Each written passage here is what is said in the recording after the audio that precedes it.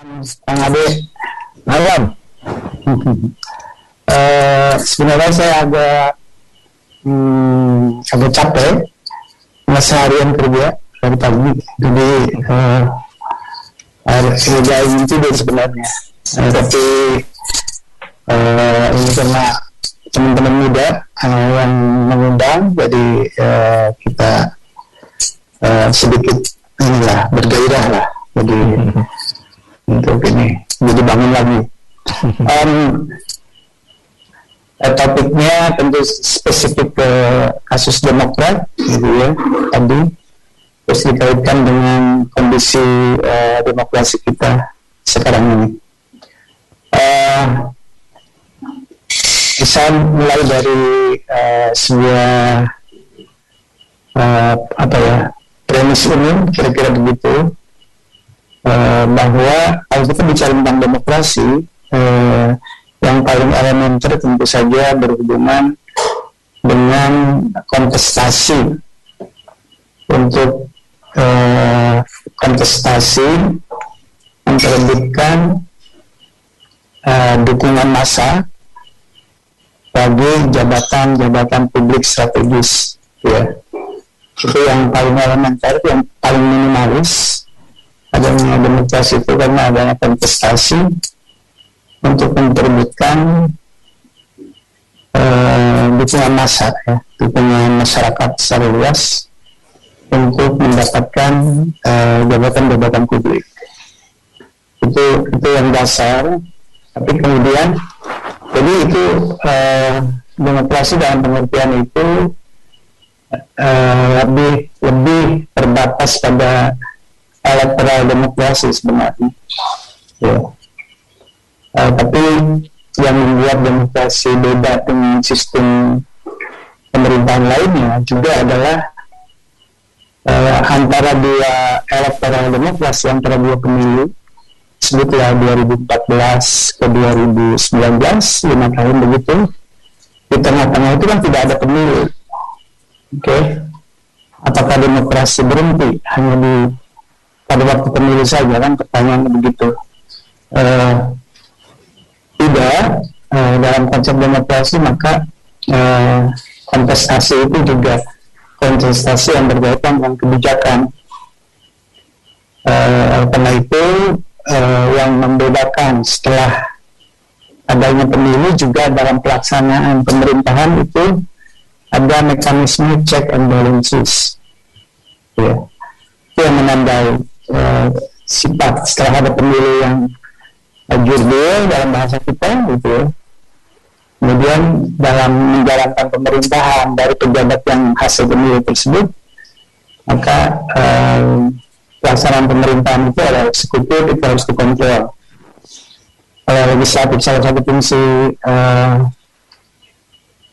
anggota DPR, anggota legislatif itu adalah mengontrol pelaksanaan pemerintah, dan biasa secara umum disebut sebagai mekanisme check and balances, kira-kira begitu.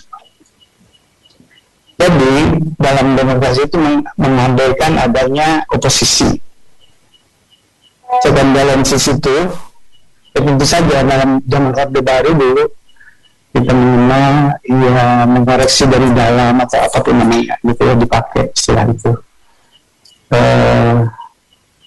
Tapi itu jelas tidak efektif. Jadi harus ada kekuatan partai yang independen, independen dari pemerintah dalam hal ini, sebagai kontrol terhadap pelaksanaan pemerintahan.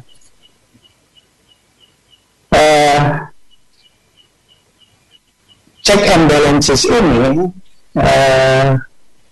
bisa konstruktif dalam pengertian membuat pemerintahan itu ada remnya, ya, tidak nabrak sana, tidak nabrak sini, karena terlalu cepat bisa itu terjadi, tidak ada remnya, tidak ada checknya, kira-kira begitu. Tapi kalau remnya itu terlalu kuat, maka tidak jalan pemerintahan itu, yang dikenal di dalam bahasa pemerintahan begitu di negara-negara demokrasi di luar, dikenal dengan deadlock misalnya, karena oposisi ceknya itu sangat kuat, sementara untuk membuat kebijakan strategis itu sering harus ada kesepakatan antara eksekutif dan legislatif, kan begitu. Nah, kalau kekuatan legislatifnya itu kekuatan mayoritas, oposisinya mayoritas, itu sering menimbulkan deadlock atau gridlock, bahkan macet, pemerintahan tidak jalan perkembangannya. Dalam sejarah kita tidak pernah punya itu, punya kekuatan oposisi di DPR sebagai kekuatan mayoritas. Itu saya melihat sejauh itu cukup positif, karena bagaimanapun pemerintahan harus jalan. Rem itu tidak membuat macet, tapi rem itu ya betul mengingatkan, memberitahu bahwa ini tidak lurus dan seterusnya, dan itu ada insentifnya. Orang yang mengingatkan kalau masuk akal, istilah Kang Ade itu masuk dalam kategori akal sehat begitu, maka ada insentifnya. Publik akan menilai itu hal yang positif, jadi dia akan mendapatkan insentif bukan dari pemerintah. Kan dalam demokrasi tadi saya katakan adalah bersaing untuk jabatan publik dengan dukungan dari massa. Jadi kalau punya ide yang bagus, yang cemerlang, sampaikan saja, jangan berpretensi untuk dijatuhkan pemerintah, kan begitu. Tuh. Nah, jadi dalam konteks ini kita tidak punya sejarah parlemen kita di masa reformasi ini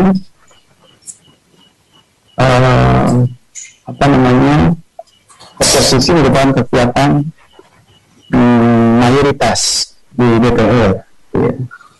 Namun demikian, dalam beberapa hal saya melihat itu cukup efektif, gitu ya.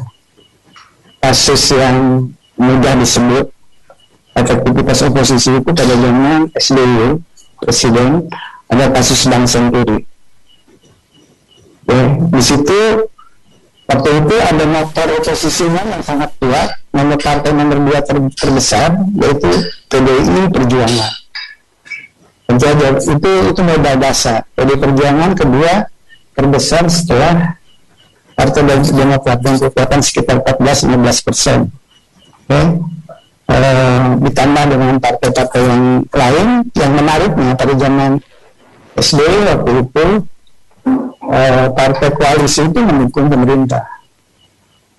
Tapi ketika ada kasus yang disebut kasus Bank Senturi itu, cukup banyak partai yang mendukung pemerintah mendukung hak interpelasi, membuat kasus itu menjadi kasus yang sangat besar pada masa pemerintahan SBY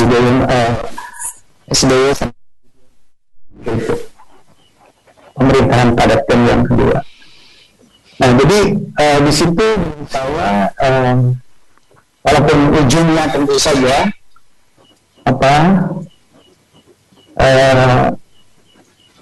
tidak membuat pemerintah jatuh, gitu ya. Tapi itu insentifnya banyak untuk PDI Perjuangan terutama.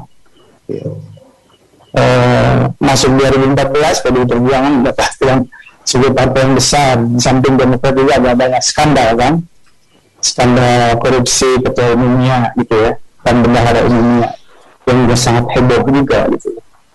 Dan itu juga bagian yang sehat untuk untuk kontrol terhadap pemerintah waktu itu, ya. Nah, jadi saya melihat pada masa Abdul Nawawi dulu oposisi lebih kuat, gitu ya, sehingga membuat sistem pemerintahan yang berbeda, masih sistem MPR dulu. Jadi DPR kalau bisa mobilisasi dukungan, bisa mengimpeach, dan kayak Abdul Nawawi waktu itu diimpeach oleh MPR, ya, dengan usulan dari DPR. Nah, jadi itu juga sebenarnya partai-partai itu pendukung ke Abdul Wahid dan Ibu Megawati sebagai wakil presidennya waktu itu. Tapi pendukung ini kalau melihat sesuatu yang menurut akal sehat yang ada tadi nggak masuk, gitu ya, maka itu bisa terjadi impeach semacam itu, dan itu punya implikasi politik selanjutnya. Implikasi politik itu tadi bagaimana masyarakat menilai terhadap proses itu. Jadi kita punya, walaupun tidak pernah, parlemen itu lumayan dari zaman reformasi pertama di mana Kiai Abdul Wahid presidennya, kemudian Ibu Mega sebentar, Ibu Mega jadi presiden, gitu ya, kemudian 10 tahun SBY, gitu ya. Misalnya kasus KPK misalnya, yang dari awal partai-partai tidak suka, DPR juga begitu terhadap KPK, sehingga kontrol terhadap KPK juga sangat kuat. Tapi saya melihat Presiden punya sikap yang cukup jelas tentang KPK. Kita ada dua kasus ya, cicak dan buaya, misalnya kasus yang satu lagi apa tuh, Somad, hubungan Somad sama kasus apa ya, yang kedua itu juga mengancam KPK. Tapi kemudian sikap Presiden dalam hal itu cukup jelas gitu. Jadi berhadapan dengan DPR dan pemerintah gitu ya, kontrol itu ada, dan yang lebih kuat lagi bahkan pada perubahan undang-undang pilkada. Waktu itu DPR mengesahkan undang-undang pilkada di mana kepala daerah dipilih tidak langsung tapi oleh DPRD. Kemudian Presiden tidak setuju dengan itu. Nah, jadi ada gitu ya mekanisme kelihatan check and balances pada zaman SBY waktu itu, hal-hal yang itu saya melihatnya seperti itu, dan itu menurut saya sehat. Masing-masing punya argumen tentu saja sesuai dengan kewenangannya.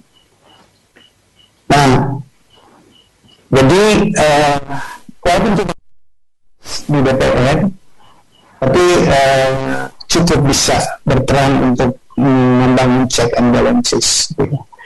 Karena itulah ciri demokrasi ketika antara pemilu yang satu ke pemilu berikutnya itu masa pemerintahan dijalankan. Bagaimana demokrasi itu bisa jalan pada tingkat kelembagaan formal itu ada check and balance dan legislatif, ada media massa dan seterusnya, itu juga komponen penting untuk mengontrol pelaksanaan pemerintahan. Oke. Nah, saya mau lebih spesifik pada aspek partai politik, aspek media dan seterusnya, itu juga penting. Mungkin Kang Ade ini ahlinya mengenai itu, mungkin bicara seberapa bebas media kita sekarang. Tadi dikatakan oleh moderator dengan pendapat bahwa kebebasan media berkurang dan sebagainya, kayak begitu kita lihat gitu ya, kita bisa evaluasi. Nah, saya melihat begitu Pak Jokowi naik jadi presiden, saya bikin disclaimer, saya pendukung fanatik Pak Jokowi waktu itu, kampanye, dan sampai hari ini juga gitu ya. Tentu saja saya bukan pendukung yang apa ya, yang tidak rasional, yang tidak punya reason. Saya pendukung yang rasional lah, sebut begitu. Oleh karena itu sampai sekarang pun kalau ada sesuatu yang menurut saya tidak pas, ya saya bicara gitu ya, tidak ada beban apa-apa ya. Dan saya kira Pak Jokowi juga membutuhkan hal semacam itu, atau pemerintahan siapapun gitu ya. Nah, jadi saya melihat bahwa begitu Pak Jokowi menjadi presiden, itu konteksnya agak berbeda dengan ketika Pak SBY naik jadi presiden. Konteks maksud saya adalah sentimen yang berkembang di dalam masyarakat. Pada zaman Pak SBY itu cukup kondusif kondisi sosial politiknya itu, terutama yang berhubungan dengan identitas. Sementara pada zaman Pak Jokowi naik jadi presiden, polarisasi di masyarakat atas dasar identitas itu lebih kencang.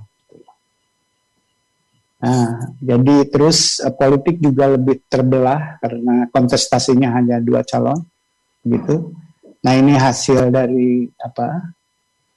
Hasil dari undang-undang yang ada, ya, karena begitu tingginya apa syarat 20% untuk bisa gabungan partai atau satu partai atau gabungan partai untuk bisa mencalonkan presiden. Walaupun pada zaman Pak SBY itu ada syarat itu, yang sebelumnya itu sangat sedikit, ya, tapi kemudian pada yang kedua memang udah 20%, tapi masih cukup banyak, ada 3 calon, 3 pasang lah maksud waktu itu. Nah, pada zaman Pak Jokowi masyarakat udah terpolarisasi. Sumber polarisasi itu kalau kita ingat-ingat itu di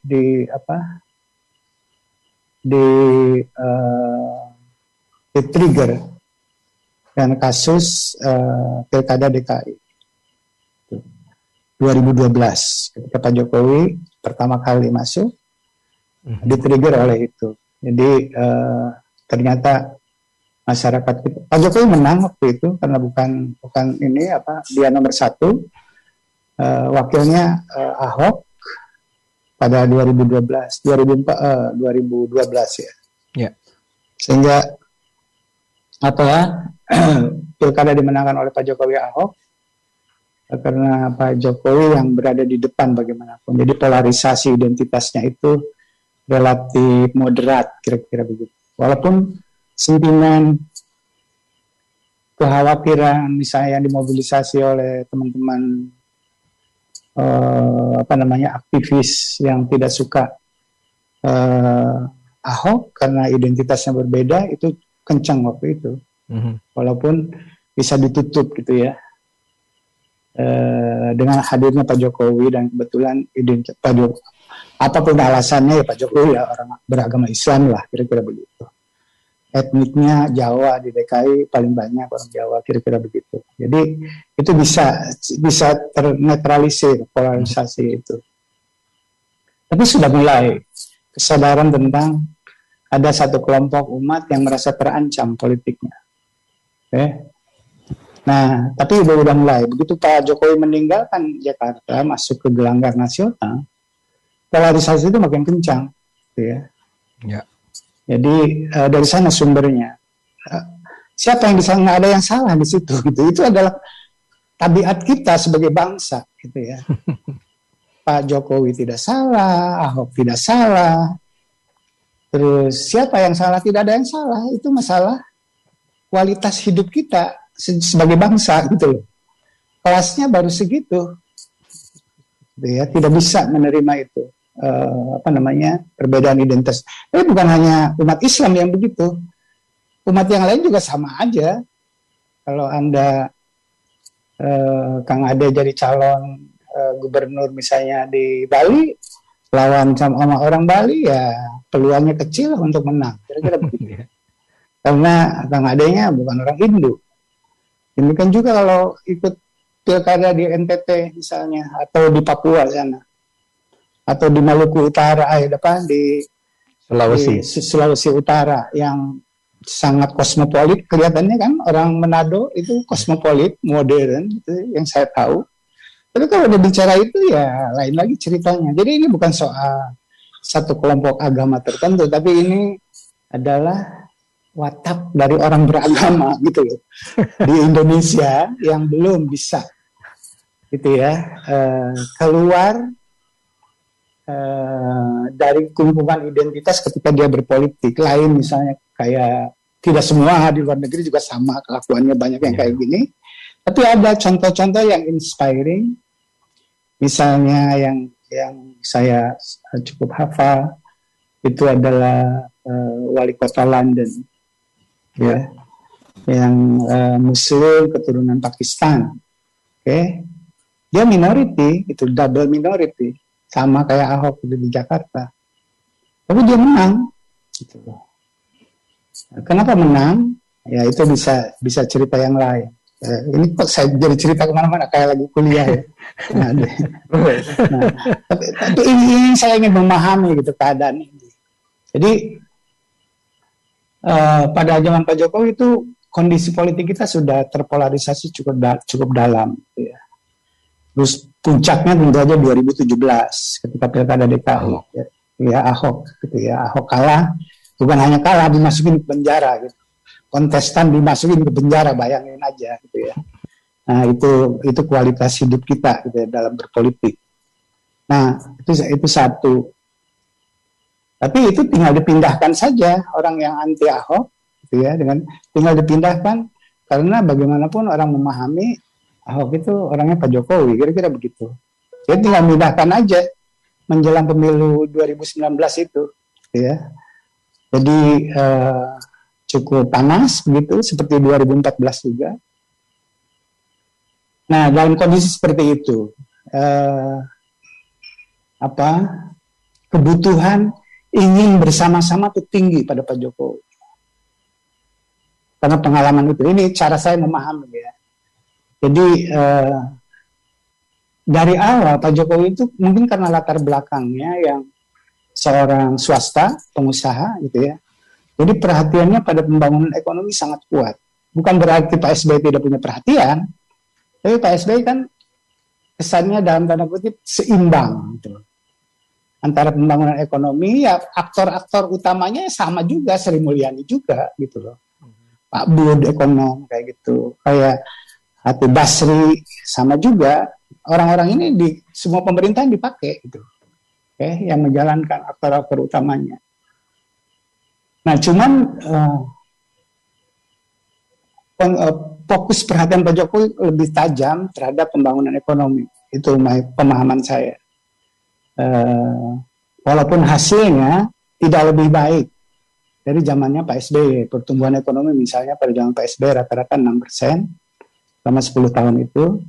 Pada Pak Jokowi 5 tahun pertama itu kurang lebih 5%, kan gitu loh. Jadi penjelasannya salah satunya ya karena masa boom komoditas itu pada zaman Pak Jokowi udah berakhir. Pada zaman Pak SBY itu diuntungkan oleh boom komoditas itu di dunia gitu ya. Saya bukan ekonom, tapi ingin memahami ini. Kenapa Pak Jokowi yang begitu concern dengan masalah ekonomi, kok hasilnya tidak seperti yang Pak Jokowi sendiri harapkan? Itu tumbuh 7% kan, gitu, dalam masa kampanye itu. Tapi itu tidak terjadi, tidak mudah. Gitu. Nah karena itu Pak Jokowi punya perhatian dari awal untuk pembangunan ekonomi ini.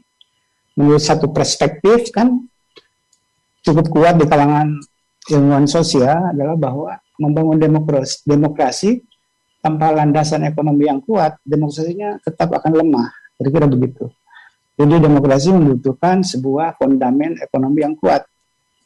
Saya setuju kalau Pak Jokowi membenahi ekonomi secara serius supaya demokrasi kita ke depan menjadi lebih kuat, gitu ya. Nah, tapi itu satu keyakinan dan berdasarkan pada pengalaman Indonesia sebenarnya. Indonesia runtuh demokrasinya tahun 50-an dan demokrasi terpimpin yang relatif masih ada sedikit kebebasan awal tahun 60-an di zaman Soekarno, gitu ya. Tapi ambruk gitu ya, gagal. Bukan hanya karena kudeta atau pemberontakan daerah, tapi ekonominya memang nggak jalan gitu ya. Sampai inflasi 600% misalnya, itu bayangin aja pada waktu itu. Nah, itu kan pengalaman empirik yang konkret bagi Indonesia bahwa kita ingin bangun demokrasi tanpa pembangunan ekonomi itu tidak bisa gitu. Kesejahteraan tidak capai, demokrasi juga tidak bisa bertahan, lumpuh gitu. Nah, ini cara saya memahami, kira-kira begitu, atau penafsiran saya gitu terhadap gejala ini. Nah, Pak Jokowi menurut saya kalau punya asumsi bahwa demokrasi kita akan sustainable, akan berkembang dengan baik apabila didukung oleh pembangunan ekonomi yang baik, ekonomi kita bagus ke depan. Apalagi selalu dikatakan bonus demografi terus-terusan seperti itu. Faktanya memang ada bonus itu, gitu, dan Pak Jokowi mau memanfaatkan itu sebaik-baiknya. Nah,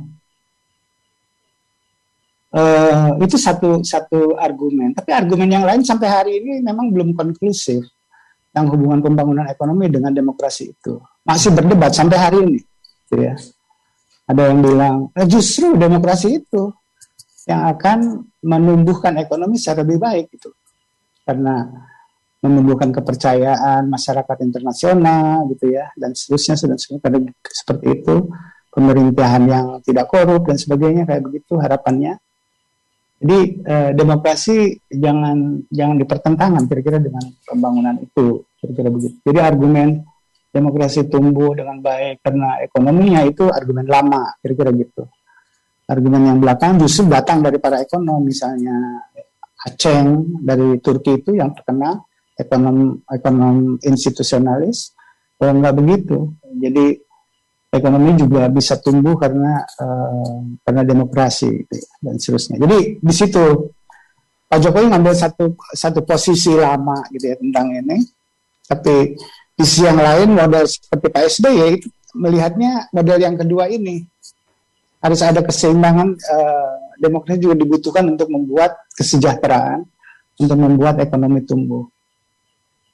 Nah, tapi apapun, sekarang sampai hari ini tidak ada konklusinya, ya silahkan diambil salah satu, mana yang paling mungkin bisa dijalankan. Saya melihat karena Pak Jokowi lebih berlatar belakang yang saya katakan tadi, ya, berlatar belakang pengusaha, perhatiannya lebih besar, ya.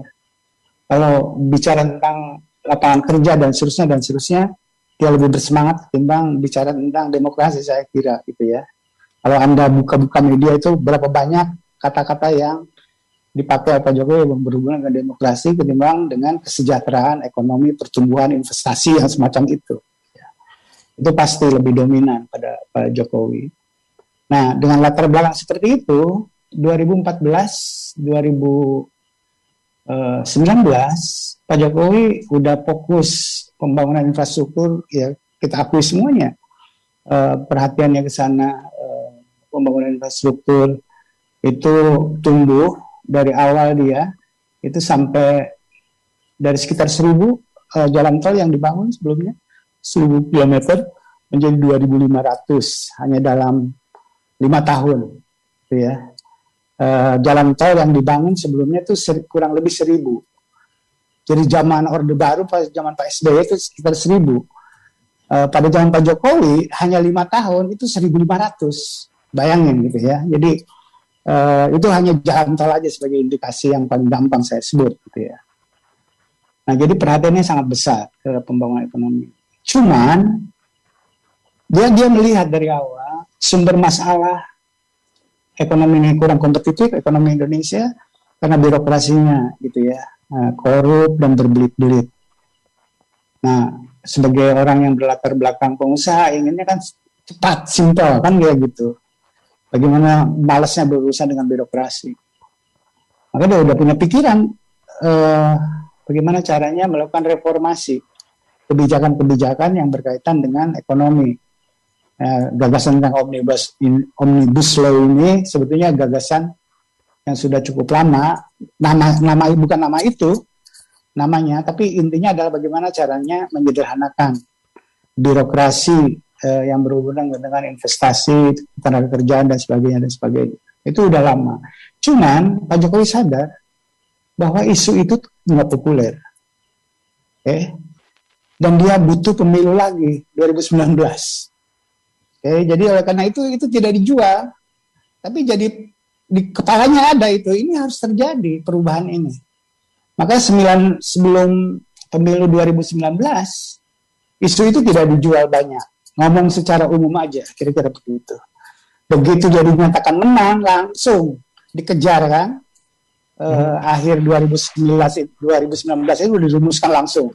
Dikejar, dan ada momentum COVID, ya udah. Ini teman-teman kayak Sultan dan teman-teman dari UIN yang demo ada COVID-nya, ada yang kontrol, kira-kira begitu. Demo besar-besar, kira-kira begitu. Jadi ya, itulah dia jadikan sebagai momentum untuk menggolkan undang-undang Cipta Kerja, gitu ya. Nah, jadi saya melihatnya begitu. Oleh karena itu kalau ada yang nyebut ini Elitus Soeharto, tadi ada yang nyebut moderator, Anda sebut tadi ya, China Morning Post. Ya, kalau ada yang nyebut seperti itu, mungkin ada benarnya, ada dasarnya, kira-kira begitu ya.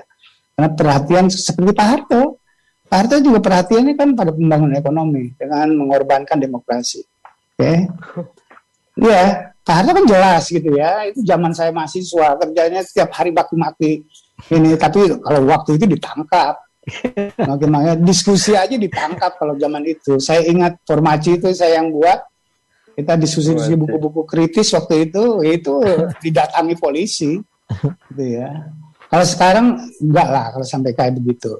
Setahu saya ya, nggak tahu teman-teman mahasiswa ada nggak yang ditangkap hanya karena diskusi. Nah, jadi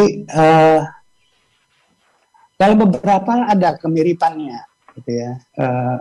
Penekanan pada kesejahteraan ekonomi dengan mengabaikan atau bukan mengabaikan, mungkin mengkemudiankan, gitu ya, pembangunan demokrasi, kira-kira begitu. Nah, langkah-langkahnya cukup sistematis. Bagaimana caranya pembangunan ekonomi ini bisa jalan dengan baik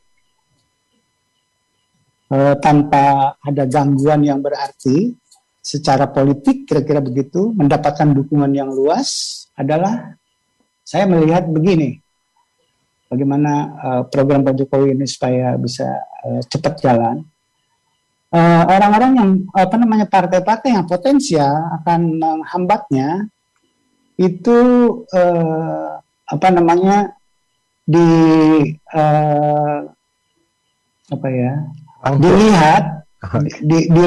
dilihat dan kemudian dia punya tindakan-tindakan yang mendukung agar program dia bisa jalan dengan baik, tidak diganggu. Oke. Yaitu saya sebutnya contoh, begitu pemilu 2014 selesai, kan 2014 itu partai-partai yang mendukung, salah satunya adalah Partai Golkar yang besar. Oke. Kedua PAN, ketiga P3, itu 3 diantaranya, diantara partai itu. Nah, begitu pemilu selesai, gitu ya, terjadi konflik internal di partai itu. Di Golkar, ya ini internal nih. Jadi kalau pemerintah nyebut Demokrat itu internal, itu nggak benar. Kalau ini benar internal, misalnya begitu selesai pemilu ada konflik berselisih antara kepemimpinan Pak Ical, Abu Rizal Bakri sama Agung Laksono. Ya, ada Kongres Bali dan Kongres Jakarta. Oke. Yang incumbent-nya di Golkar itu adalah Pak Ical yang mendukung Prabowo dalam pemilu 2014. Nah, begitu ada konflik internal yang dimenangkan oleh Menkumham Yasona Lawli, itu adalah Agung Laksono. Oke. Nah, itu satu. Nah, Agung Laksono kemudian Golkar pindah bergabung jadi dukung pemerintah di DPR. Demikian juga P3 antara Romi konflik sama Jan Faris. Yang tadi dan Surya Dharma Ali. Itu pada zaman Surya Dharma Ali lah P3 mendukung Prabowo. Oke. Nah, begitu Pilpres selesai, terjadi konflik internal dan yang dimenangkan oleh pemerintah Menkumham itu adalah Romi. Oke. Terus itu dua kasus ya, sehingga kemudian menjadi besar di DPR yang tadinya potensial jadi oposisi. PAN juga kemudian bergabung ya tanpa ada konflik kalau PAN di situ. tidak konflik yang besar gitu ya. Itu musyawarah biasa saja yang dimenangkan Hatta kalah gitu ya, dimenangkan oleh Zulkifli Hasan gitu ya. Dan itu bukan lewat Munaslup atau KLB dan sebagainya, Kongres. Nah, tapi PAN kemudian juga bergabung. Nah, di pemerintahan itu, di DPR itu yang jadi oposisi tinggal Demokrat, cuma ada Gerindra dan PKS.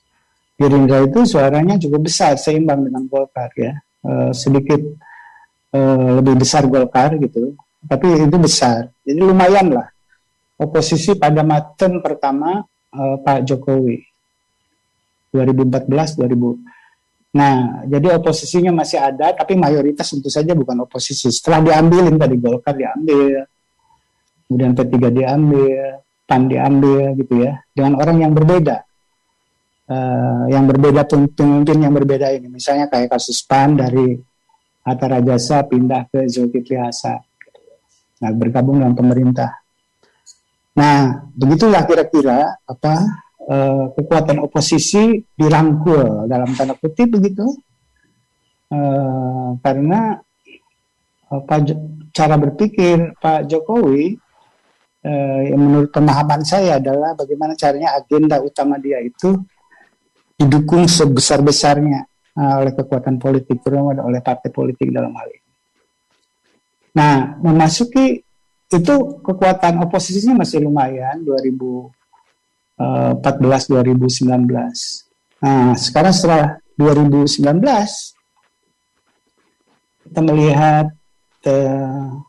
Prabowo takluk dengan Gerindranya. Padahal itu partai nomor 2 gitu ya dari sisi dukungan massa pemilih setelah PDI Perjuangan. Dia masuk ke pemerintahan, ya sudah gitu ya. Tidak ada siapa-siapa lagi tuh di DPR, tinggal ada 2, Demokrat sama PKS, ya kan? Jadi makin lemah tuh, jadi polanya. Jadi oposisi untuk check and balances itu makin lemah. Seperti saya katakan tadi, salah satu karakteristik penting dari demokrasi itu adanya check and balances pada masa pelaksanaan pemerintahan. Dengan bergabungnya Prabowo di pemerintahan, dengan jatah menteri, bekas kompetitor kok jadi menterinya gitu, itu kan nggak pernah ada di dunia yang saya tahu.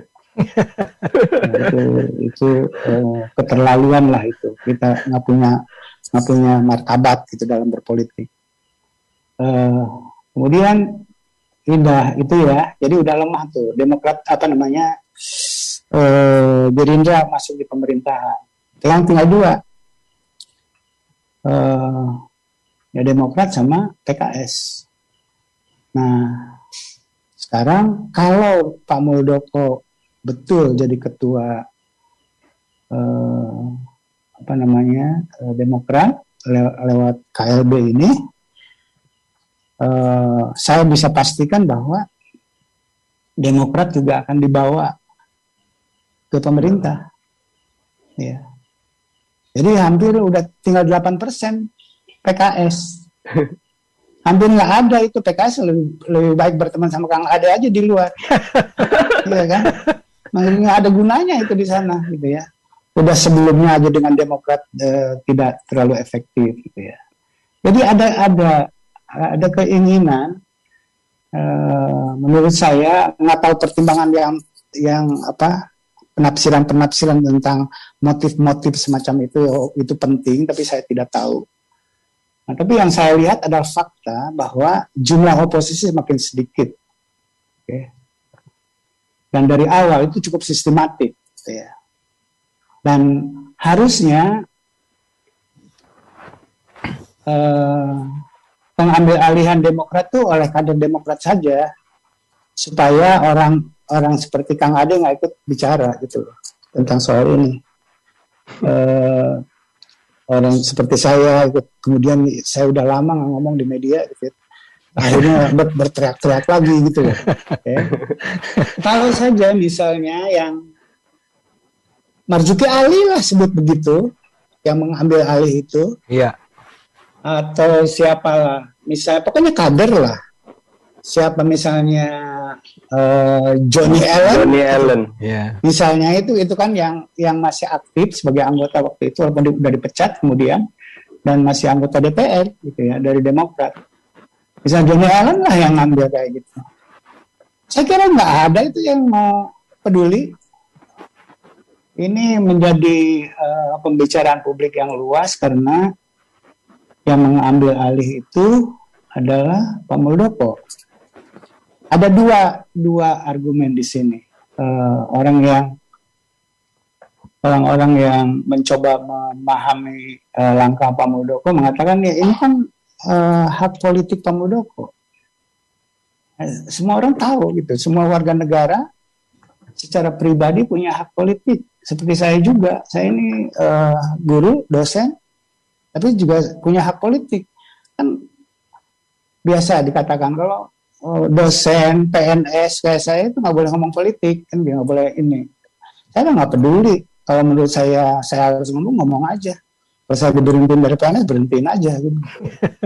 Nah, jadi karena ada hal yang menurut saya harus saya omongin, nggak bisa saya diam. Nah, Pak Muldoko juga punya hak untuk menjadi pemimpin partai, untuk menjadi apapun yang dia inginkan. Izin Bang, 10 menit lagi ya. Ya ternyata lama saya. Oke, nggak apa-apa. Oke, jadi 10 menit pasti lama itu. Jadi yang jadi persoalan adalah katakan itu hak Pak Muldoko. Oke. Kita tidak mengaitkan Pak Muldoko dengan KSP-nya. Ini hak pribadi. Nah, sekarang seorang pribadi saja yang kita tidak kaitkan dengan KSP dengan jabatannya mengambil alih partai orang yang dia bukan anggota dan bukan siapa-siapa kayak begitu. Itu bagaimana gitu rasanya gitu ya. Misalnya Kang Ade ini mengambil alih kantor saya misalnya kayak begitu. Gimana gitu loh. Iya kan? Bagi saya itu kan gini, partai politik itu punya badan hukum dan oleh negara dilindungi eksistensi dan independensinya. Ya, ada hukumnya, ada undang-undang tentang partai politik, Undang-Undang Nomor 2 Tahun 2008 dan yang hasil-hasil penyempurnaannya yang mengakui itu gitu ya. Apa itu artinya partai politik? Nah, tidak cukup kita mengatakan hak semua orang punya hak untuk berpolitik. Tapi hak orang berpolitik, kebebasan orang berpolitik itu diatur di dalam undang-undang sebagai turunan daripada undang-undang dasar. Kira-kira kayak gitu. Jadi orang yang belain Pak Muldoko itu karena itu hak politik dia, itu harus paham gitu loh konteksnya. Bahwa hak politik itu diatur dalam undang-undang. Kalau tidak ada undang-undangnya atau tidak sesuai dengan undang-undang hak politik itu dijabarkan, itu ya tidak ada bedanya dengan anarki gitu ya. Bukan kebebasan politik sebenarnya, itu ada anarki. Anarki politik. Ya, jadi anarki politik karena itu melanggar undang-undang, saya sebutnya itu political crime. Gitu. Jadi kriminal politik kira-kira gitu. Jadi bukan kriminal yang private sifatnya, tapi karena berhubungan dengan urusan-urusan berkaitan dengan publik, dengan tujuan-tujuan politik semacam itu. Nah, jadi kalaupun dia tidak ada jabatan itu, sebutlah yang ambil itu Pak Gatot. Nah, Pak Gatot ya, sebutlah Pak Gatot yang tidak punya jabatan di pemerintahan. Dia cawe-cawe datang ke Demokrat, padahal dia bukan orang Demokrat. Apa kata dunia gitu loh? Mengambil alih itu, sebutlah ini bukan Pak Muldoko, Pak Gatot misalnya kalau ngambil itu. Saya sebut Pak Gatot karena sama-sama jenderal, kan gitu loh, bekas Panglima. Nah, orang akan teriak gitu loh, kalau Pak Gatot melakukan itu. Bukan karena Pak Gatotnya ada keanehan dalam hubungan Pak SBY yang pernah diangkat oleh Pak SBY misalnya jadi kasat, tapi ya secara pribadinya ini bermasalah kalau dia melakukan itu. Gitu loh. Ada persoalan masalah di situ. Ada ketidaksehatan mental politik di situ. Jadi ini nggak ada hubungannya dengan jabatan ya. ini Pak Muldoko seorang diri sebagai orang Jawa Timur gitu loh. Oke. Yang udah purnawirawan. Dia punya hak politik. Tapi berpolitiknya seperti itu. Kira-kira bagaimana gitu loh kata dunia. Itu satu. Nah, itu persoalan buat saya. Kedua, persoalan lebih serius lagi karena dia punya jabatan. Saya kira orang kayak Nazarudin dan teman-temannya itu datang ke Pak Muldoko, saya lihat foto-fotonya ya di media. Saya kira karena Pak Muldoko bukan hanya seorang Muldoko gitu loh. Ya. Tapi karena Pak Muldoko punya jabatan strategis. Jadi kalau politisi-politisi Demokrat ya pinter-pinternya mereka aja sebagai politisi gitu. Biasalah kalau kayak gitu. Jadi ada konflik of interest juga tidaknya di situ.